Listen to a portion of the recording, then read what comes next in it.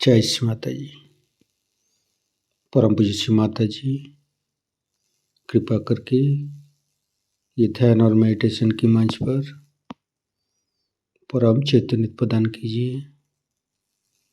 हे देवी, हे आदिशक्ति माँ, कृपा करके आप पधारिए और सभी संतों को ध्यान और मेडिटेशन कराइए।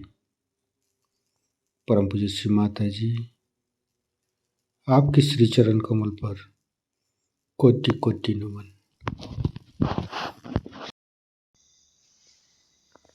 कुंडली उठाकर बंधन लेंगे।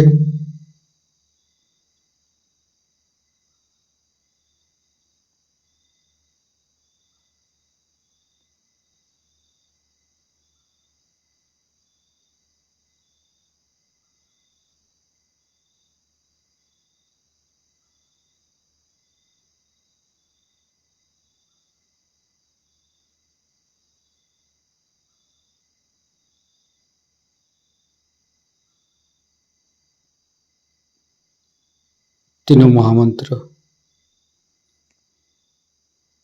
ओम तमेव साक्षात् श्री महालक्ष्मी महासरस्वती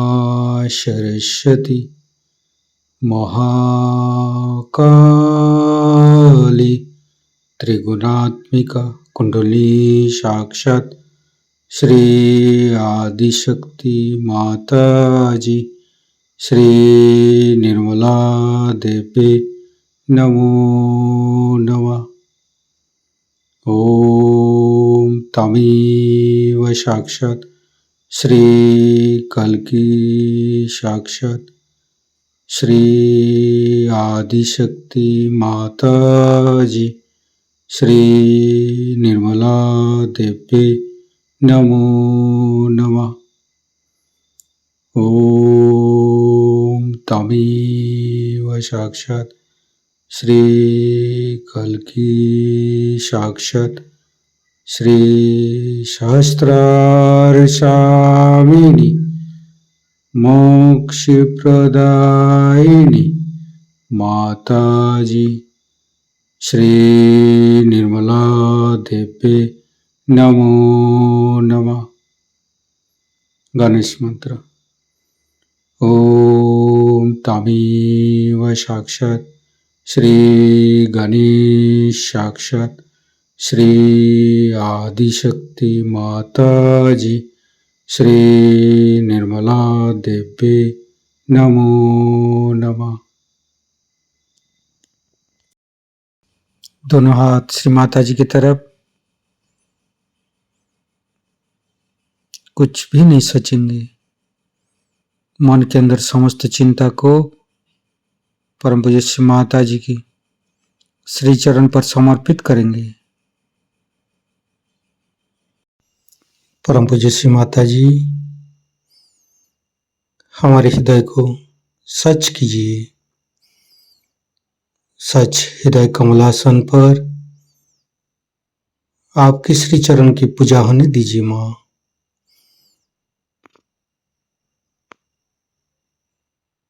संपूर्ण चित्त मध्य हृदय पर परम पूज्य श्री माता जी की श्री चरण की शीतलता अनुभव करते रहेंगे। परम पूज्य श्री माता जी, हम अज्ञानी हैं।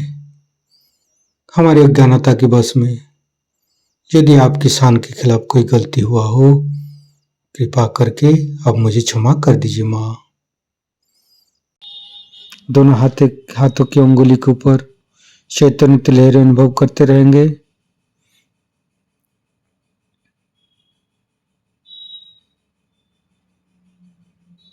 फिर धीरे धीरे चित्त को तीनों मूलाधार पर लेके आएंगे। परम पूज्य श्री माता जी, आप ही तो प्रभु गणेश है। कृपा करके हमारे शरीर की तीनों नाड़ी सातों चक्र के ऊपर स्थान ग्रहण कीजिए और सभी चक्र के दोषों को, सभी चक्र के अंदर रोगों को दूर कीजिए माँ।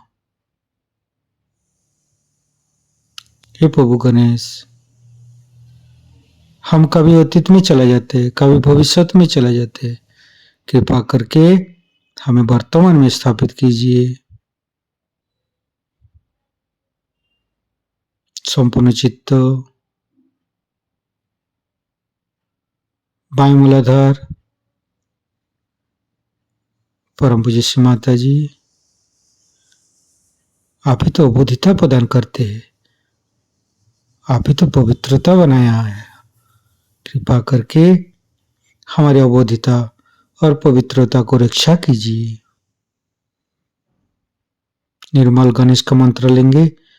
ओम तमेव साक्षात श्री निर्मल गणेश साक्षात श्री आदिशक्ति माता जी श्री निर्मला देवे नमो नमः। धीरे धीरे चित्त को राइट मूलाधार पर, परम पूज्य श्री माता जी, आप ही तो राक्षस संतरी है, आप ही तो राक्षस अग्नि है। कृपा करके हमारे अंदर राक्षस प्रवृत्ति को नष्ट कीजिए। परम पूज्य श्री माता जी, आप श्री कार्तिक रूपे हमारे राइट मूलाधार पर आइए। मंत्र लेंगे। श्री कार्तिक। ओम तमेव साक्षात श्री कार्तिकी साक्षात श्री आदिशक्ति माता जी श्री निर्मला देवे नमो नमः। फिर धीरे धीरे चित्त को मध्य मूलाधार,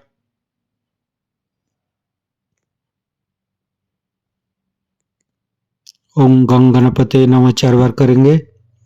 ओम गंग गणपते नमः, ओम गंग गणपते नमः, ओम गंग गणपते नमः, ओम गंग गणपते नमः। साक्षात श्री आदिशक्ति माता जी श्री निर्मला देवे नमो नमः। परम पूज्य श्री माता जी, गौरी माता के रूप में हमारे मध्य मूलाधार में आइए और समस्त दोषों को दूर कीजिए।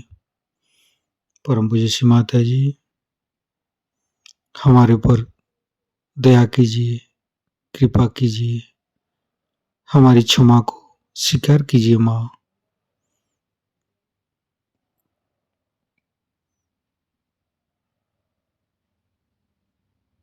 गणेश गौरी माता की मंत्र लेंगे।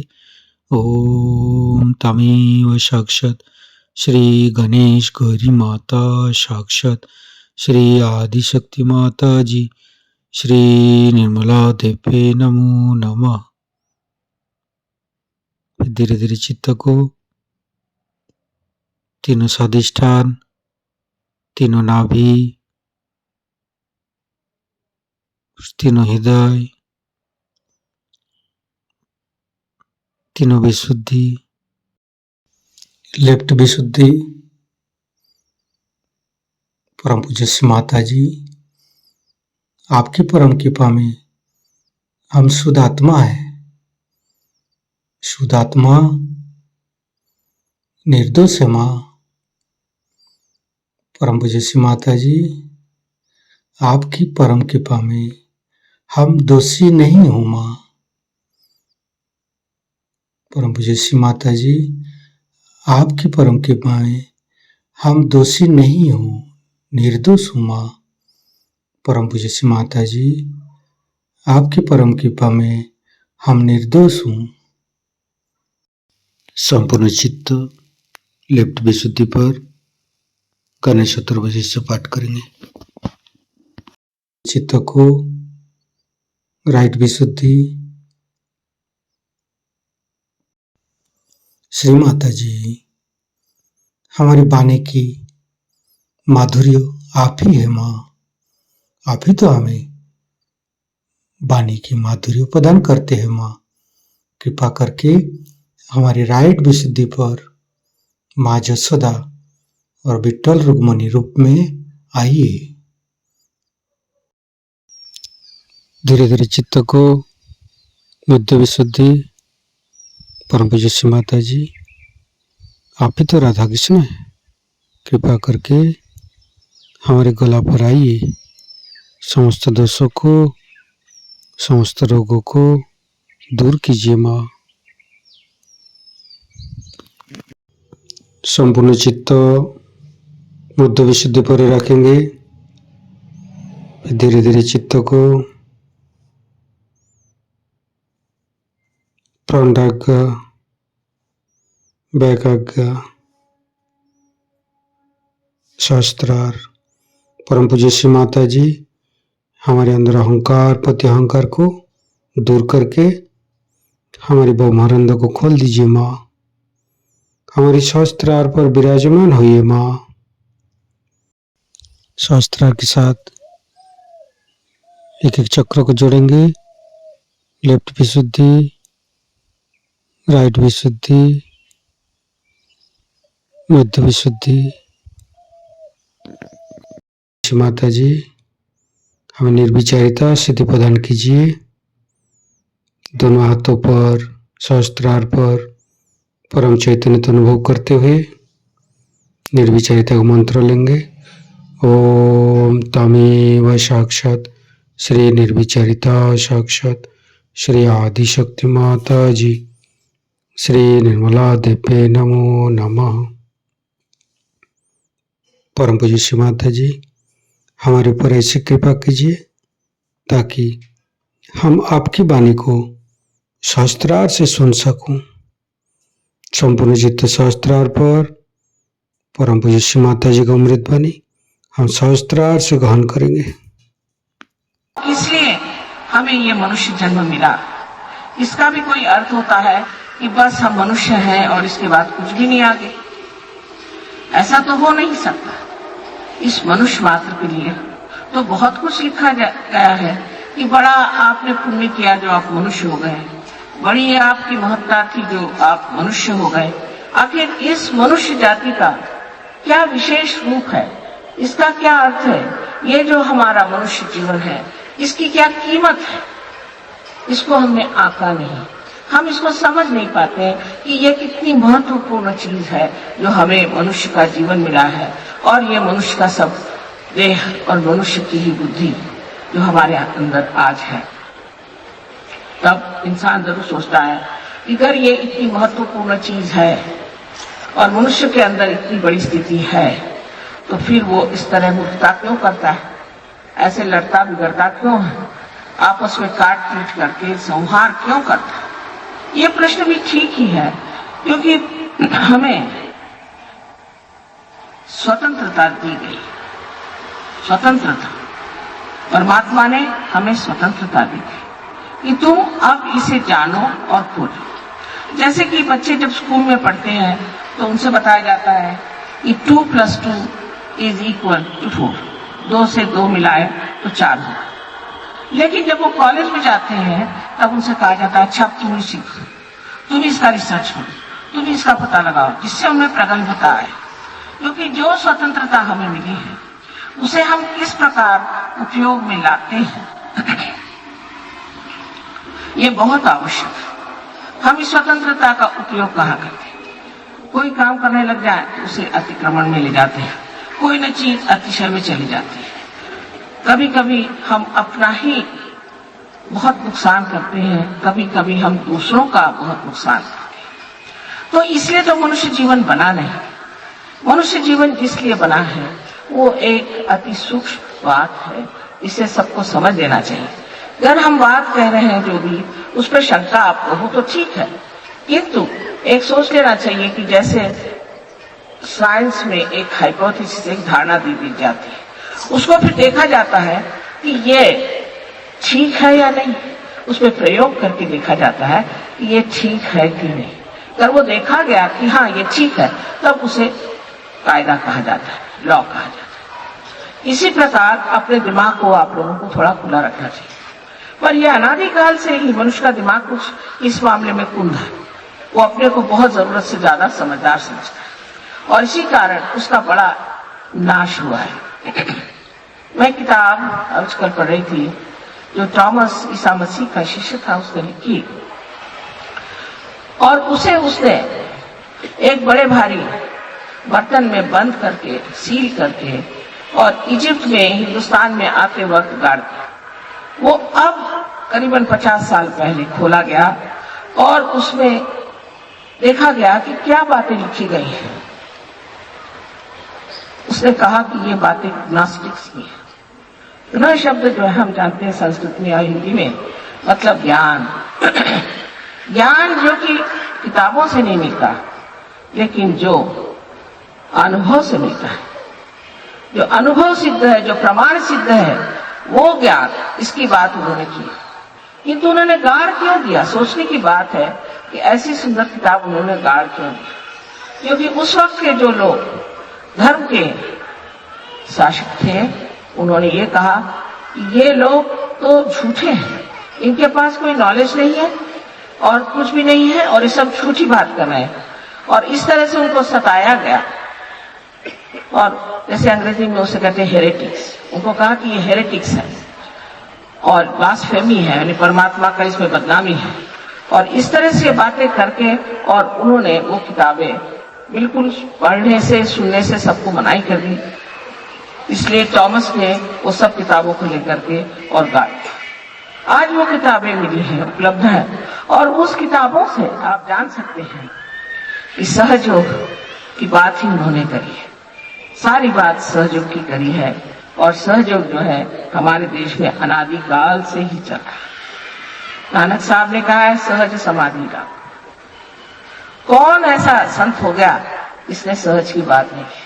लाओत्से को देखिए तो वही बात करता है, सोक्रेटिस को देखिए तो वही बात करता है, पर हम लोगों ने जैसे अपनी आंखें बंद ही कर ली है। इसीलिए कबीर ने कहा है कैसे समझाऊं सब जगन।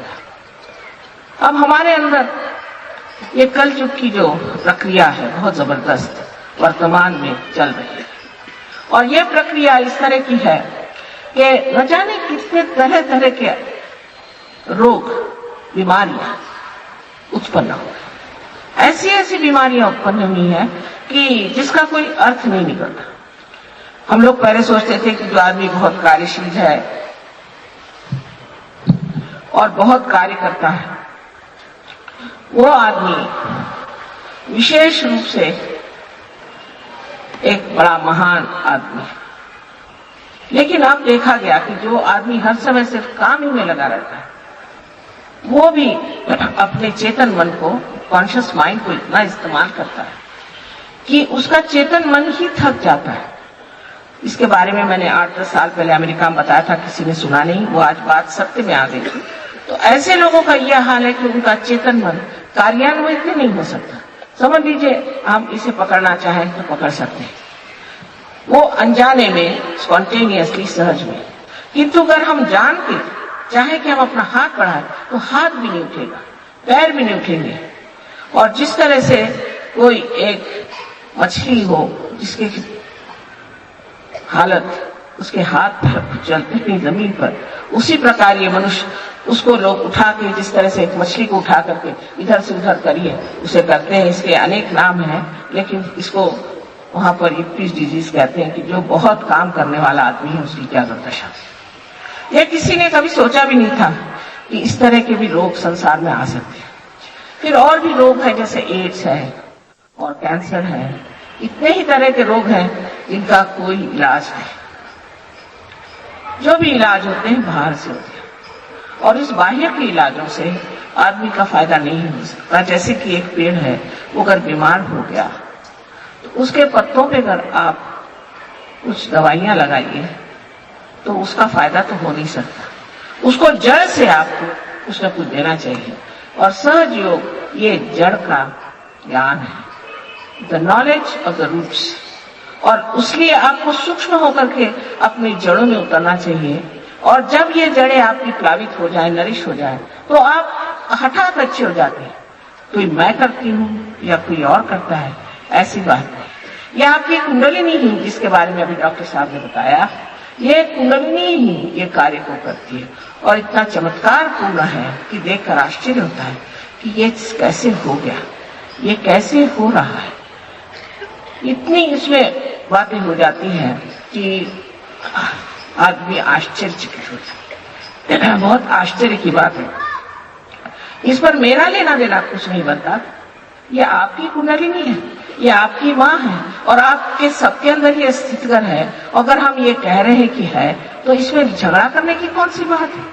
अगर ये आपके अंदर धन है तो इसे प्राप्त करें और इसका उपयोग करें, इसको इस्तेमाल करें अपने अंदर। इतना ही नहीं पर दूसरों का भी आप लाभ कर सकते। मैं कल आप लोगों को इसके बारे में बताऊंगी कि आत्मा क्या चीज है, क्योंकि आज तक आत्मा के बारे में कोई किसी को बता नहीं पाया। कौन बता सकता है? कोई सुनने वाला तो हो। कृष्ण ने भी एक अर्जुन को वो भी युद्ध के मैदान में बताया कि जिससे और कोई न सुन सके। समझने वाले कम है, जानने वाले कम है और इतना बड़ा भंडार इस देश में है। ये तो आपका पूरा हेरिटेज है, वारसा। इसको आप क्या करें?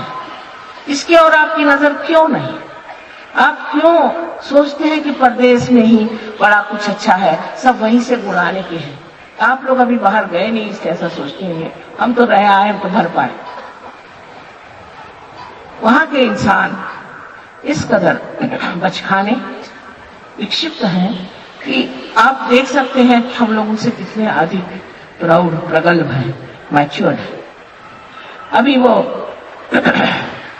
एलिजाबेथ टेलर की शादी, उसकी 8वीं शादी, उसको हनीमून जाते वक्त देखने के लिए हजारों लोग वहां पहुंच गए और उसके ऊपर में 10 हेलीकॉप्टर टहल रहे थे और ऊपर से वो पैराशूट नीचे गिर रहे थे। कुछ आदमियों पे, कुछ पेड़ों पे, बड़े एक्सीडेंट्स हो गए।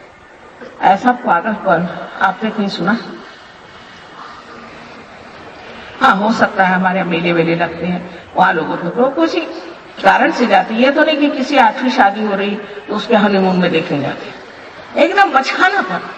बच्चे भी अपने यहाँ समझदार। उन्होंने क्या पाया? सिर्फ ये कि मशीनें चलाने जानते हैं। इसका ये तो मतलब नहीं कि वो प्रगतिशील। एक प्रगति बाह्य को होती है और एक प्रगति अंदर होती है।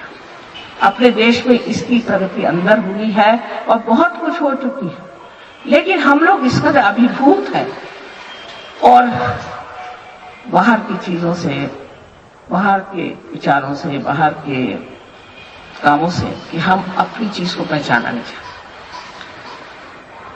अभी डॉक्टर साहब ने जैसे बताया, दिल्ली यूनिवर्सिटी ने 3 डॉक्टरों को एमडी की पदवी दी है उनके रिसर्च पे सहयोग के। और अब ये सिद्ध हो गया कि सहयोग से लोग बीमारी से ठीक हो जाते हैं और अनेक तरह की बीमारियां ठीक होती हैं। पर केवल आप शरीर नहीं, सिर्फ शरीर के लिए कार्य करना कोई बड़ी भारी बात नहीं। शरीर तो ठीक हो ही जाएगा, पर मन साफ हो जाता है। हमारे यहाँ इतना वैमनस्य है, सारा जो कोई भी प्रश्न है वैमनस्य का। साधू संतांनी रक्त ओतलेलं आहे, त्यांचा तर छळ झाला भरपूर। आता त्यांचंच कार्य पूर्ण करण्यासाठी आम्ही आलो होतो। तेव्हा महाराष्ट्रातल्या लोकांनी ही टिंगलबाजी करणे आणि काहीतरी अश्लीलता घेऊन राहणे शोभत। हा महाराष्ट्र आहे, सर्व जगात हे नाव कुणाला मिळालं नाही, तुम्हाला मिळालेलं आहे, लक्षात ठेवा। तेव्हा कोणची महानता आपल्यामध्ये आहे ते पाहिलं पाहिजे। हा जर महाराष्ट्र नसता तर एवढ्या संतांनी इथे जन्म का घेतला? हे संतही गेले, आता फक्त त्यांची देवळं बांधायची आणि टाळ फुटत फिरायचं। जे संतांनी सांगितलं ते काय होतं की तुम्ही आत्मबोध व्हावा। अहो, नामदेवांनी संबंध जोगवा म्हटलेला आहे। त्यात काय सांगितलं की आईचा मी जोगवा मागे, आणि सगळ्या खेडेगावात सगळीकडे गातायत इतक्या वर्षापासून तो जोगवा द्यायला मी आलो, तर आता आमच्याशी भांडण कशाच करता तुम्ही? स्पष्ट त्यांनी जोगवा मागितलेला आहे। सगळ्यांना जोगवा माहिती आहे ना? विचार करा सोने, उद्या आजारी पडले की मग येतात। डॉक्टरांनी सांगितलं की मी माझा काही इलाज नाही बा, तू मरणार 10 दिवसात, मग येतात। परमेश्वर हा आहे आणि त्याचे प्रमाण आहे आमच्या। परमेश्वर नाही असं म्हणणं महापाप। जो आहे तो आहे, तो इतका दयाळू आणि कनवाळू आहे की आपण असं बडबडतो तरी तो आपल्याला काही करत नाही. त्याला माहिती आहे मूर्ख आहेत, काय करायचं. तेव्हा त्याचं प्रमाण घ्या. त्याचा प्रमाण जाणल्यानंतर तुम्ही जर आत्मबोधात उतरले तर तुम्हाला कळेल की हा परमेश्वर सर्व पित्यांचा पिता आणि इतका कनवाळू आनंदाचा सागर, अशा परमेश्वराला नाही म्हणून आपण केवढी मोठी घोड चूक केलेली. हे महाराष्ट्रात हवं याचं मला अत्यंत आश्चर्य वाटतं. संतांनी इतक्या मेहनती घेतल्या, त्याचं काय फळ निघालं. आमचे बाहेरचे एक ग्रस्त आले, ते म्हणाले माताजी कदाचित तिथे फारच लोक देवाकडून देवाबद्दल विरुद्ध असतील म्हणूनच इतक्या लोकांनी इथे जन्मलेले घेतला, आणि तर त्यांनी इथे काय इतका जन्म घेतला. वाटेल ते तोंडातील ते बोलायचं, म्हणतात ते सांगायचं. केवढा उत्तमपणा.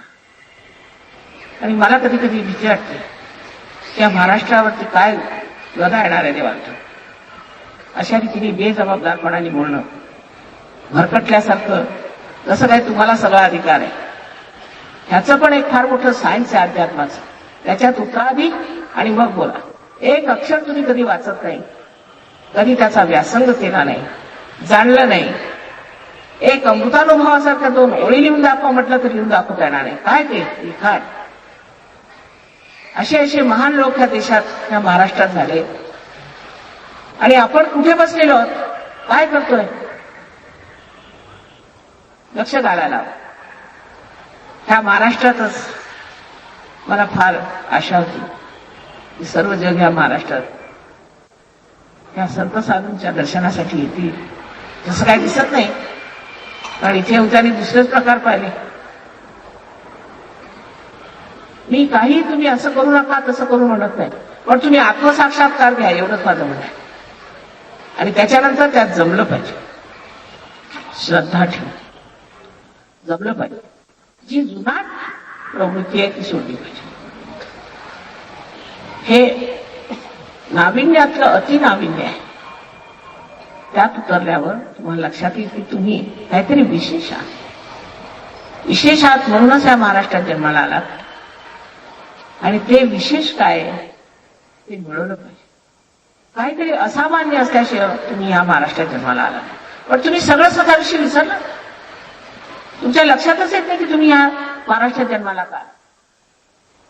विचारच तुम्ही करत नाही. थोडासा जर स्वतःच्या बद्दल विचार केला, आपल्या गौरवाबद्दल, तर आपल्याला लक्षात येईल की या महाराष्ट्रात जन्म आलेला मनुष्य वाया जाण्यासाठी आलेला नाही, दारू पिऊन जिमून रस्त्यात पडण्यासाठी आलेला नाही. पण आश्चर्याची गोष्ट आहे की त्या दिल्लीला, इथे म्हणजे मला मुळीच अशा नाराजी हो, त्यासाठी काही मेहनत नको, काही त्याग नको, काही नको. तुम्ही जिथे आहात तिथे जसे आहात तसेच ही प्रक्रिया घडते. सुरुवातीला मला सांगायचं म्हणजे असं की ह्याच्यात 3 अटी आहेत. I would like to say that there are 3 conditions for kundalini awakening. आपसे कहना चाहती हूँ कि 3 शर्तें हैं कि जिससे कुंडलिनी का जागरण होता है. एक के बाद एक आपको मैं वो शर्तें बता दूं. कोई कठिन नहीं. पहली तो शर्त यह है कि आपको सबको आत्मविश्वास होना चाहिए कि आप आत्मबोध को प्राप्त हो, आपको आत्म साक्षात्कार मिलेगा. किसी प्रकार की भी न्यूनता जो आपके दिमाग में बनी, क्योंकि आधे दिन लोग यही कहते रहे कि तुम पापी हो, तुमने ये पाप किया, तुमने वो पाप किया, तुम्हारी माँ मर गई, ये गाय दे दो तो तुम्हारे माँ के पाप छूट जाएंगे. यही सब धंधे होते हैं ना. ये लोग जो कहते हैं कि आप पापी हैं, कोई विश्वास नहीं, कोई भी पापी नहीं. हाँ, भटके हुए आप भटक गए. आप जहां हैं वहां जैसे भी भटक गए हो, आज वर्तमान में इस वक्त आप अपने दोषों को किसी भी तरह से मत सोचें। निर्दोष हैं आप इस वक्त जब आप यहां बैठे, और यही सोचना चाहिए कि हम पूर्णतया निर्दोष हैं।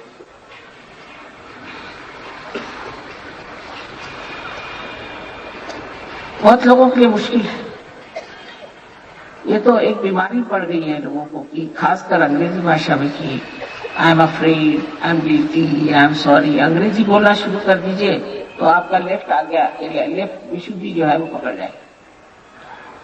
जैसे ही आप अपने में दोष ढूंढेंगे, आपकी ये चक्र यहाँ पे लेफ्ट में पकड़ेगा, और जिसकी वजह से अंजाइना की बीमारी, स्पॉन्डिलाइटिस की बीमारी और आपको भी बीमारी हो सकती है, जिसे कि कहते हैं कि लिथार्जिक ऑर्गन से होती है, माने आलसी आपके घर शरीर में जो कार्यान्वित चीजें हैं वो अगर पूरी तरह से आलसी हो तो भी बीमारी आपको हो सकती है।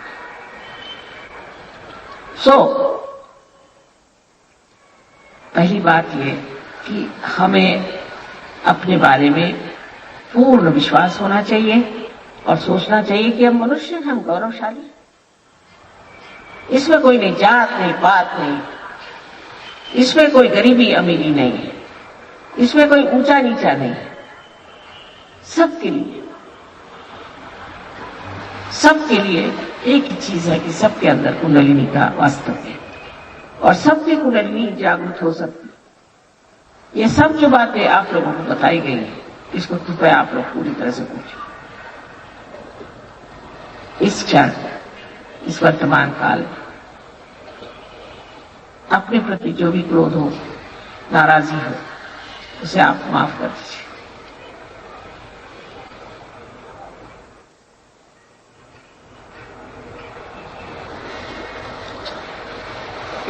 दूसरी शर्त ऐसी है,